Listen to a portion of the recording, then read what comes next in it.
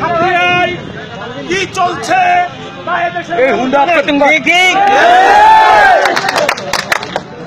ডাকাতি, লুণ্ঠন, আইন চাপাল, খুন, মার্ডার, চাঁদাবাজি সহ প্রকাশ্যে বাহিনী শাসন কায়েম করেছে।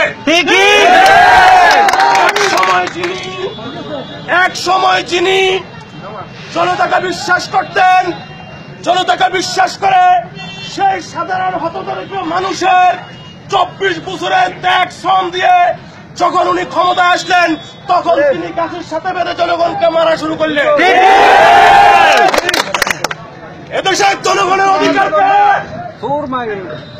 জনগণের অধিকারকে কুক্ষিগত করার জন্য এই বাহিনী শাসন কায়েম করেছে।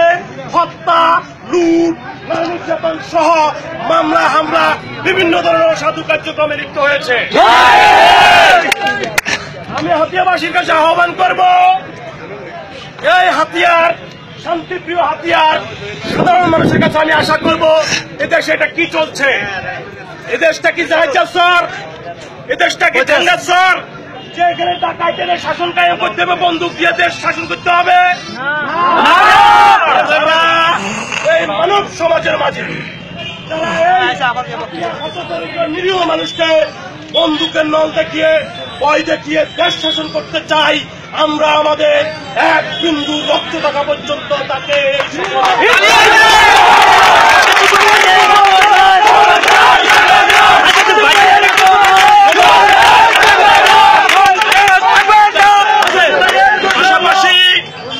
পাশাপাশি আমি তীব্র নিন্দা জানাচ্ছি। আজ থেকে 4-5 দিন আগে চরকিং 22 নম্বর জনতা বাজারে একজন মোস্ট ওয়ান্টেড শীর্ষ সন্ত্রাসী, যিনি সংখ্যালঘু নির্যাতনের অন্যতম আসামি এবং যার বিরুদ্ধে অসংখ্য মামলা আছে, কোথাকার কে, কিভাবে তাকে কি হয়েছে এটা এই দেশের মানুষ জানে না। অথচ আমি বাইরে ছিলাম, আমি দেশের বাইরে ছিলাম, আমি দেশের বাইরে থেকে শুনলাম তার নাকি হাত পা ভেঙে গেছে। তাহলে আমার প্রশ্ন, যদি হাত পা ভেঙে যায় তাহলে সে মৃত্যুবরণ করলে কিভাবে? কেউ কি কারো রাজনৈতিক স্বার্থ চরিতার্থ করার জন্য এদেশের অপমান জনতার জীবন নিয়ে চিনিমিনি খেলতেছে কিনা সেটাও আপনাদেরকে দেখতে হবে।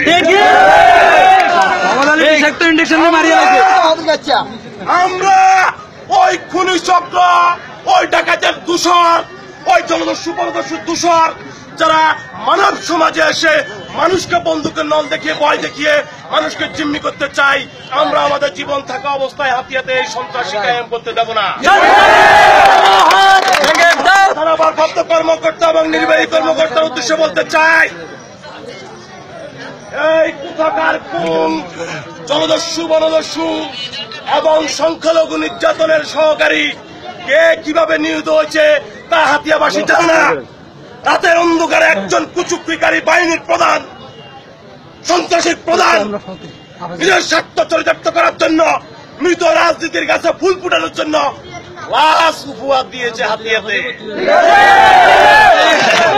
আমি বলবো এই মামলায় সারা হাতিয়া থেকে বিভিন্ন সম্ভ্রান্ত পরিবারের লোকজনকে মিথ্যা মামলার আসামি করা হয়েছে। আমি আপনাকে উদ্দেশ্য করে বলতে চাই, মামলাকে আব্দুল হালিম আজাদ ভয় করে না, আব্দুল হালিম আজাদ ভয় করে না। আপনি মনে রাখেন, আপনারা সিনেমা দেখছেন, সিনেমাতে দেখবেন ভিলেনরা ক্যাডারে করে অস্ত্র ইঞ্জেন্দি গুলি করে, ইঞ্জেন্দি গুলি করে, ইঞ্জেন্দি এটা করে, মানুষ খালি বিনা সালাম দেয়, চান্দা দেয়। যেদিন জনগণ ধরে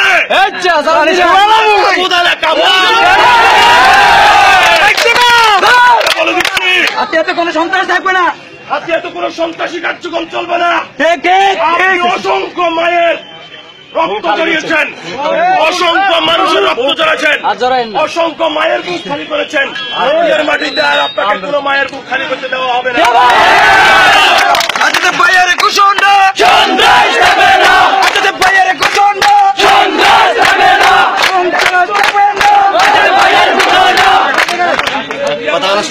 বিশ্বাসী আমি আপনাদের সকলের কাছে আকুল আহ্বান করবো, মর্যাদা সম্মান বোধ রেখে যারা এই দুষ্কৃতিকারীদের সাথে আঘাত করেছে আমরা আইনগতভাবে তাদেরকে মোকাবিলা করব। ঠিক আছে ঠিক আছে আমরা বসে থাকি নাই। আমরা স্বরাষ্ট্র মন্ত্রণালয়, যোগাযোগ মন্ত্রণালয় এবং মাননীয় প্রধানমন্ত্রীর কার্যালয় পর্যন্ত হাতিয়ার সার্বিক বিষয় প্রতি মুহূর্তে পৌঁছাচ্ছি। ঠিক আছে ঠিক আছে আমরা হাতিয়া উপজেলা আওয়ামী লীগের নেতৃত্ব ঐক্যবদ্ধ। আমরা আমাদের বুকের তাজা রক্ত দিয়ে হলো এদেশের মানুষকে মুক্ত করে ছাড়বো ইনশাআল্লাহ। এই বলে আমি আমার বক্তব্য শেষ করলাম। আসসালামু আলাইকুম, আদাব, জয় বাংলা, জয় বঙ্গবন্ধু। আচ্ছা ভাইয়ার গোছল আমরা যারা গাড়িতে আসছেন আমরা পুরাতন চেয়ারম্যান বাড়িতে যাব, সাবেক উপজেলা চেয়ারম্যান জিয়াউল হক তারেক কেশর বাড়িতে যাব। গাড়িগুলি সুন্দরভাবে বিদায় দেন। আর যারা পায়ে হেঁটে এসেছেন তারা দুই একটা, যাদের গাড়ি নেয় তারা দুই একটা গাড়ি নেন, আমি গাড়ি ভাড়া দেবো। ঠিক আছে?